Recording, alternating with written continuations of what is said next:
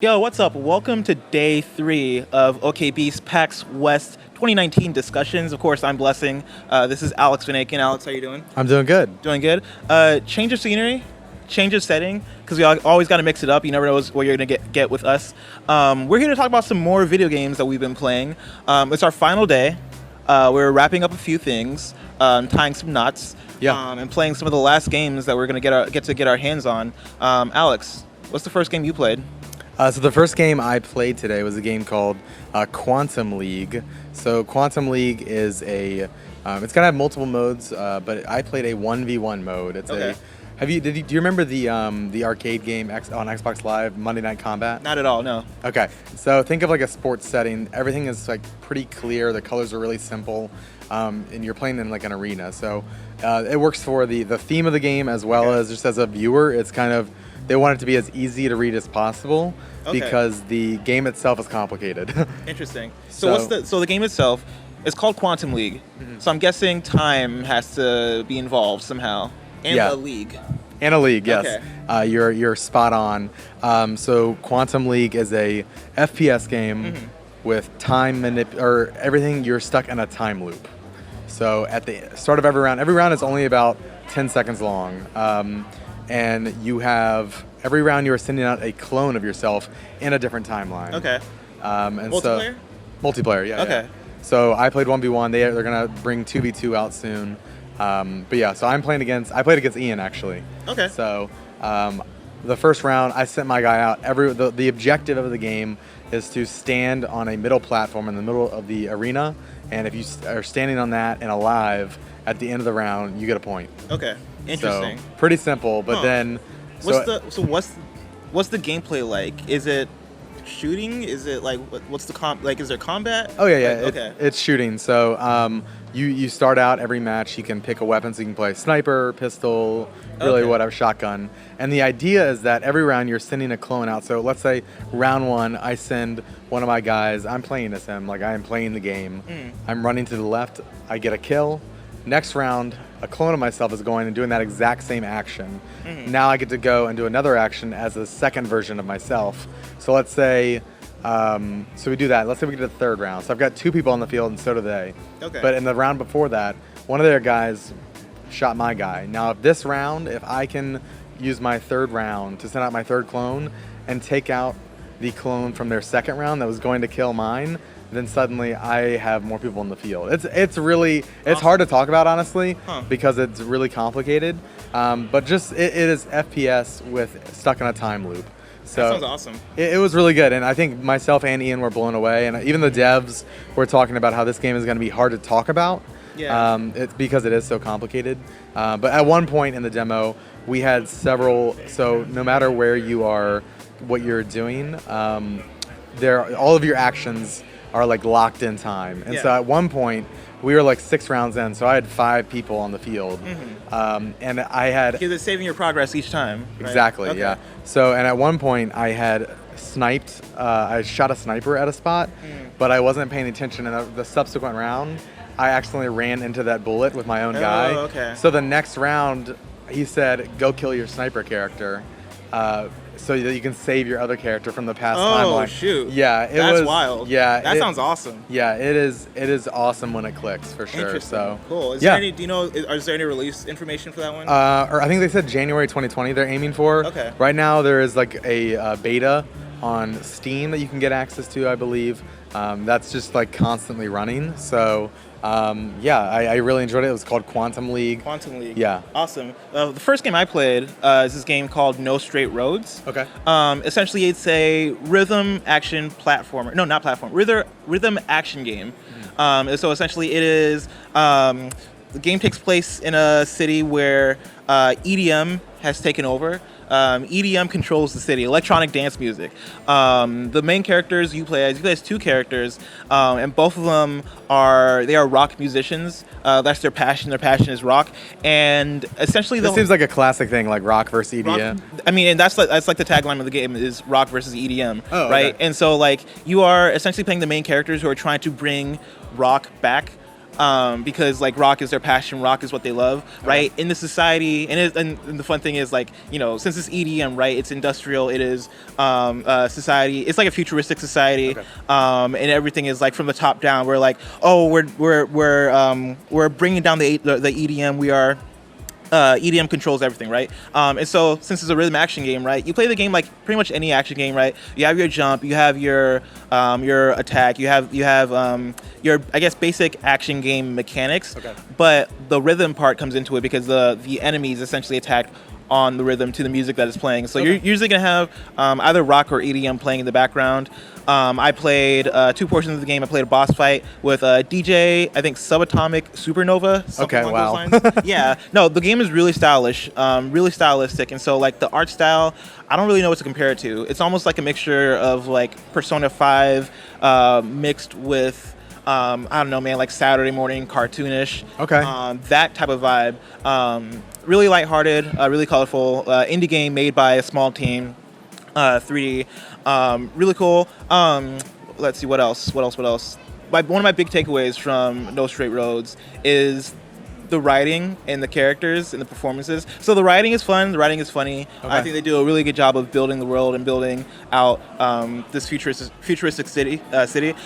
I wish that the performances were slightly better. I think the game... That's kind of important in a music game, right? Like, you want to vibe. Well, not necessarily the performances of like not the performances of the music. Like the music is great. The character performances, like the way they're delivering their lines. I wish was slightly better because like I think the game was developed in Malaysia, and the developers. I don't know if the voice actors also are Malaysian. They definitely had strong accents, which at points made it difficult for me to really understand what they were saying because it wasn't as clear. And I wish the acting was kind of like more. I wish there was more there in the acting, I guess is what I'd say, in the voice performance. But overall, though, I thought the writing was great. I thought what they were doing to build this world was really cool. And the stylish elements that they put into the game, such as like some pop-up text and the way that stuff worked, I thought was really, really cool. Dope. Okay. Yeah. Want to talk about Stadia? Before we talk about Stadia, though, was there anything else you played? I played a game called Bravery Online Network, I believe is what it's called. It's going into it. Ian from OK Beast, he said that he really enjoyed it, so I walked over and played it. It's I think it's single player and PvP. Like you can play online with people, but it's a turn-based fighting game essentially. So think like Pokemon, where you have like physical attacks, you have elemental attacks. In this, you have physical, digital, and emotional attacks. And then you have this. You choose a team of fighters, and I believe you'll be able to customize them. They kind of had just 3 selected kind of families, I guess, that you could play as. And think of it almost like a cartoonish street gang sort of thing, where they are like biker gang, like they all each have their distinct kind of attitude and background. And so you choose this and you play it out. Each team has 5 people on each side. It's 2D, so one side is your team, the other is the enemy. And so you are constantly like swapping out your people. It's almost like a fast-paced Pokemon game where there is a lot of back and forth as far as like swapping characters out, getting the counters in. But it's all turn-based, so it's easy to pick up. The art style is great. So I recommend if you're a fan of turn-based games or fighting games and you want like a twist, right? I think Bravery Online Network is your game. So awesome. Let's talk about Stadia. Yes. So we both played Doom Eternal on Google Stadia for about 30 minutes. For you, what was your immediate takeaway? I think the first thing I told you when we got done with our demo was there was a chunk of the game where I legit forgot I was playing on Stadia. After a while, like after the first like 5 minutes, after the first 2 minutes, honestly, like I was immediately like engrossed in the experience. Like Stadia doesn't run perfectly because it's not consistent necessarily. Yeah, it's not fully consistent. And there are like some things where I was like, okay, is this the game or is this Stadia? But we're playing Doom Eternal, which Doom is generally like a very polished game, so I had to assume that it's probably Stadia, especially with the frame hiccups. Yeah, it's not. And we are playing in a convention center off of Chromebooks. Yeah, and I mean, but like, see, Just to qualify what we're talking about. I did a whole Twitter thread, and I clarified in that thread that, like, you know, the game ran like very well, right? Had some frame hitches, but also we're running off of like their setup. I'm sure they brought their own internet, right? And so like experience may vary. This may not really account for the final product of Google Stadia because we really don't know. But based on what we were able to play, that was streaming, worked very well on what I'm assuming is fantastic internet.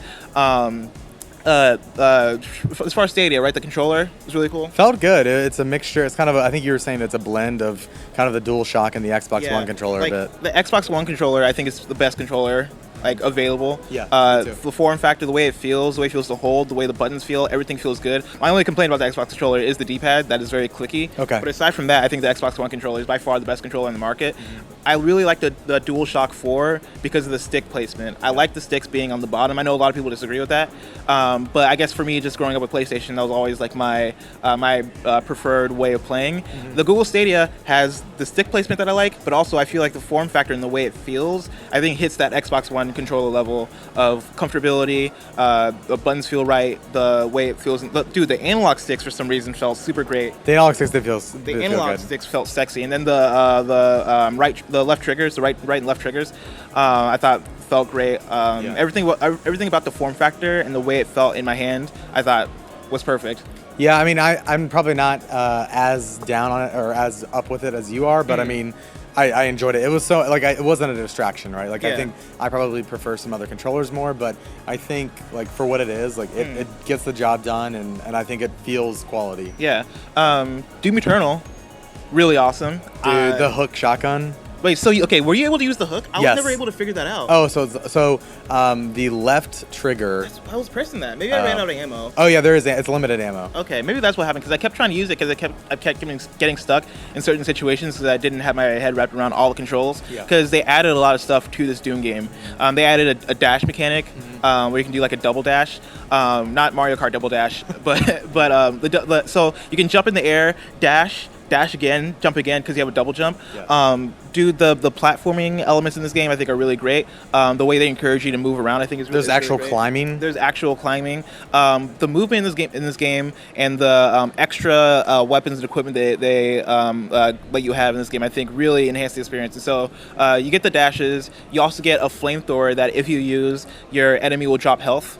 Instead of like ammo. If you use, so they keep the thing where if you have your chainsaw, if you use your chainsaw an enemy, a bunch of ammo, right? Flamethrower an enemy, a bunch of health, and then if you get a glory kill, I think it's like a mixture between like, you know, health, ammo, armor, or whatever. Okay. And so like they keep the kind of those basic systems, but I think uplift them with more variety, which I think works really well. The game feels as good, if not better, as Doom 2016, which is really exciting because Doom 2016 felt great. The music I think was still on that great level of like they had like that hardcore rock sound mixed with like some electronic sounds. Oh, dope. Okay. Yeah, but they had the headphones down pretty low. I couldn't hear anything. But like from what I heard of the music sounded pretty great. And then the enemy variety I thought was also pretty good. Yeah, we probably fought like what 8 or 9 different enemies. Dude, a lot of different enemies, and the enemy degradation. When you're like shooting them, taking them down, the way they destruct.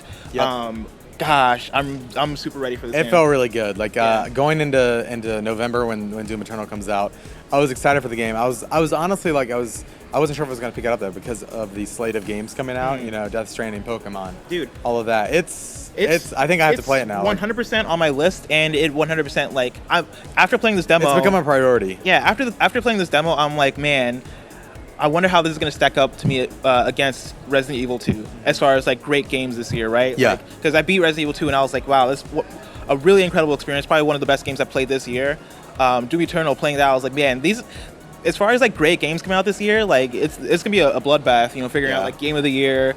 Those conversations are for the action categories. You know, like there's a lot of things going on, man, in that game. Yeah, I'm really excited for it. I think just the overall like wrapping up like the mobility of the game vertical mobility especially. Dude, so like the glory kills were a thing, of course, in Doom 2016. And you can do them midair. Yeah, and you can do them midair. But like in this one, I think they even they accounted for more angles they come out with. And so like I did a vertical, or I did a glory kill while up in the air, landing down on an enemy. And so when I did it, I essentially stomped on them, and like they accounted for like the direction I was coming from midair, right? That type of attention to detail, that type of like, I guess, presentation is really working out for the game. And yeah, I think the game's gonna be awesome. Me too. And I think that's it. Of course. This has been day 3 and our last day of PAX West 2019 discussions. Of course, I've been Blessing. Follow me on Twitter at Blessing Jr. Alex Van Aken is on Twitter at itsvanAken. Of course, this is OK Beast. We upload videos on this channel, right? The youtube.com/OKBeast. Yep. Channel. Like, subscribe, share, do all that good stuff. Listen to the OK Beast podcast. We're going to have podcast. all sorts of stuff. I'm sure we'll probably talk about PAX in the next episode a bit. Yep, we're talking about PAX in the next episode. We talked about PAX on Stir Fry, which you can find on patreon.com/OKBeast. But until next time, of course, I'm a Blessing. That's been Alex. We'll see you guys later. Bye.